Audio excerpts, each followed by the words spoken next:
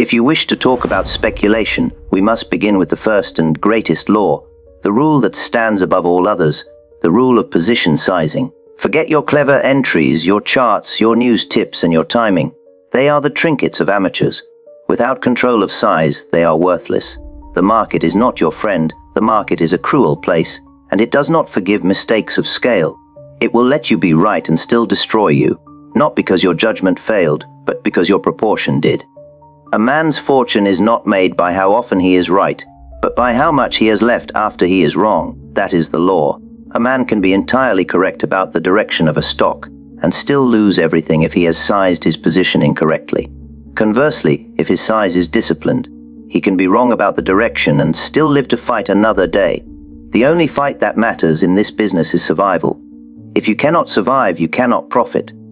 I've seen bright young traders win 10 times in a row, and on the 11th lose it all. They called it bad luck. It was not bad luck. It was bad sizing. In the market, you are not rewarded for being clever. You are rewarded for staying alive long enough for your edge to matter. And survival, gentlemen, is bought with size, not brilliance. Position sizing is protection. Protection against your ego, your emotions, and the market's indifference to both. I have seen more fortunes lost, more men ruined, not because they lacked brains, but because they lacked the discipline to size their trades. They wanted to get rich on the first swing. They wanted to make a killing instead of a living. They confused courage with recklessness. They believed the market owed them something for their cleverness. But the market owes you nothing. It does not care about your debts or your dreams. It only cares about your capital, and it will strip it from you the moment you place it in harm's way without protection. Many beginners think that size is a function of confidence. They say, I believe in this trade, so I'll go big, but confidence is not capital. The market does not pay you for belief, it pays you for restraint. Many beginners think that size is about greed.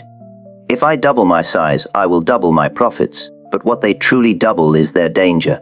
They double the weight on their nerves. Speculation is not arithmetic, it is psychology.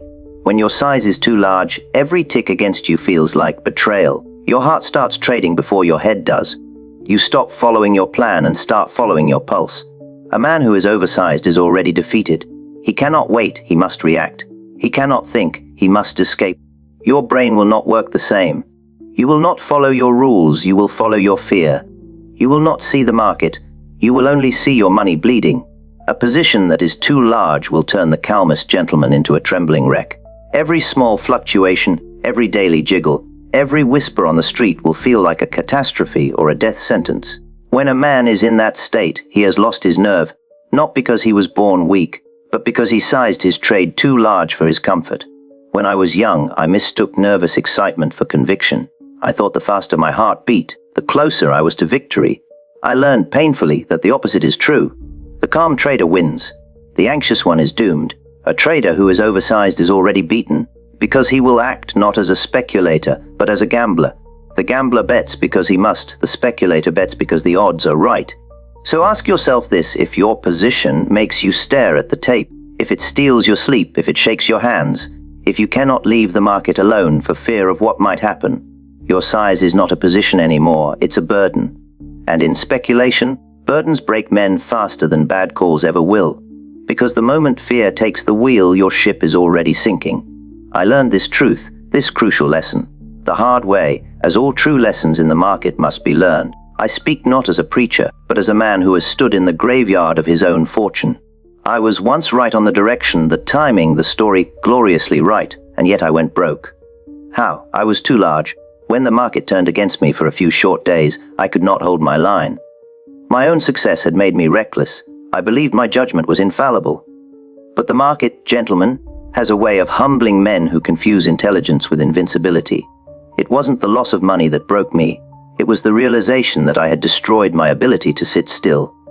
I had sized myself out of patience. The market had turned against me for just a short spell. My size did not allow me to endure the setback. I was forced to liquidate. I did not go broke because I was wrong. I went broke because my size did not allow me to be right. That is the cruel trick the market plays. It is not enough to be correct. You must be correct with the proper size. If your position does not match your capital, your nerve, and your plan, then your correctness is worthless. You see, being right is only half the battle. The other half is staying solvent long enough for rightness to pay. A large position robs you of that luxury. It forces you to act when the winning move is to wait. I once thought I could bend the market to my will. But the market doesn't bend. It breaks you, then teaches you the lesson you should have learned for free. That day I learned this truth: when you take a position too large, you are already wrong even if the stock moves your way. You will take profits too soon because you are afraid of losing them. You will be like a prisoner dragged by your troops, not a general commanding them. Sooner or later, that will be the end of you. There is no greater skill in speculation than the ability to sit. It sounds simple, almost lazy, but it is the mark of mastery. When your size is proper, you can endure the noise, the shakeouts, the false breaks. You can let the market do its work while you do nothing. Sitting still is not idleness, it is discipline made visible. Sitting, more than anything else, is where the profits come from. Most fortunes were not made by quick in and out trading, but by sitting through the big move. Every great move in my career came not from constant activity, but from the patience to wait while others exhausted themselves. But patience is not a gift, it is a byproduct of comfort. You can only wait when your size allows you to breathe. When you are oversized, every dip feels like disaster. When you are properly sized, a dip is just a test. The market always shakes. It tests every holder with false breaks, violent reactions, and sudden drops. The man who is carrying too much cannot wait. He must act, and usually at the wrong moment. He must snatch at safety, and the market punishes him for it. But the man who is properly sized can sit calmly, letting the market do its dance. He can afford to let the move develop. Patience is not a virtue you are born with. It is a byproduct of comfort. You can only be patient if your position is sized, so that the daily jiggles do not force you out. You cannot let your profits run if every down tick feels like ruin. The only real courage in speculation is the courage to wait, and waiting is only possible when you have not overburdened yourself. A man who can sit is a man who can be at peace. And peace, gentlemen, is the most profitable state of mind in speculation. There are two fatal errors in sizing that send men to ruin's door. First, averaging down, that seductive lie whispered by pride. If I buy more, I'll lower my average. What you're really doing is raising your risk. I've watched men add and add until they dug a hole so deep, not even a bull market could pull them out. A man who starts small can cut his loss and move on. But a man who starts too large cannot bear to admit the mistake, so he throws good money after bad. He buys more, claiming he is lowering his average, but he is really raising his risk. This is digging your own grave. They didn't lack skill, they lacked humility. If you keep adding to a losing position because you started too large, the market, which punishes pride more than anything else, will finish you off. Second, pyramiding too fast. When you add to a winner, let your profits do the adding, never your principal. Understand that pyramiding is a tool of control when done correctly, and a tool of destruction when dictated by greed. Adding from winnings is strategy. Adding from capital is suicide. If you add with your winnings, your size grows safely. If you add with your stake, you are gambling. It takes iron discipline to add only when the market gives you permission.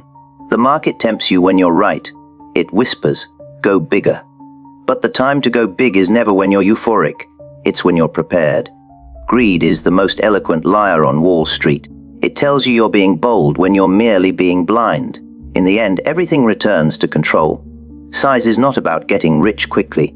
It's about staying in control of your losses, your nerves, your decisions. A good speculator never commits his full force to the first battle. He keeps reserves, cash, composure, courage. It is not knowledge that saves you, it is not courage, it is size.